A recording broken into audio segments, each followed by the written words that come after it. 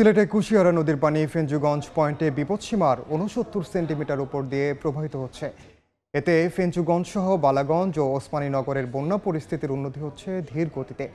সে খবর জানাতে ফেঞ্চুগঞ্জে আছেন সহকর্মী ইকরামুল কবির। সরাসরি যাচ্ছে তার কাছে।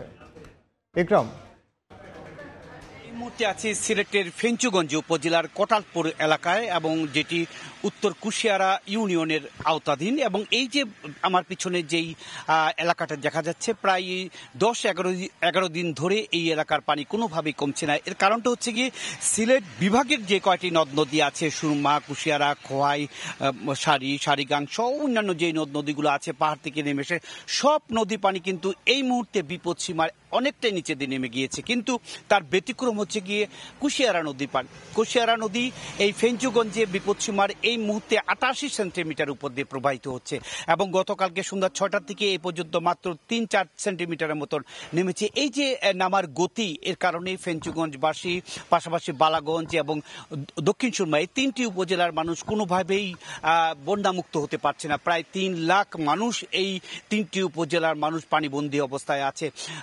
রাস্তাঘাট, ঘর বাড়ি, দোকানপাট, এই যে একটা কোটালপুরে যে নতুন বাজার, এই নতুন বাজারটি কিন্তু পুরো পানিতে তলিয়ে আছে। 10-11 দিন ধরে এই এলাকার কোনো ব্যবসাপাতি হচ্ছে না। যারা ব্যবসায়ী আছে তারা দুর্ভোগের মধ্যে আছে। শুধু এই এলাকা না, আমরা দেখিয়েছিলাম যে ফেঞ্চুগঞ্জ বাজার যেটি আছে সেটিও পানির নিচে আছে। হয়তো আমরা পরবর্তী সংবাদ এটা দেখাতে পারবো। এবং এই এলাকার মানুষের দুর্গতি কোনোভাবেই কমছে না। এর একমাত্র কারণ হচ্ছে গিয়ে কুশিয়ারা নদীর পানি না কমার কারণে, নাব্যতা বেশি বেড়ে যাওয়ার কারণে কুশিয়ারা নদীর পানি কোনোভাবেই নামছে না।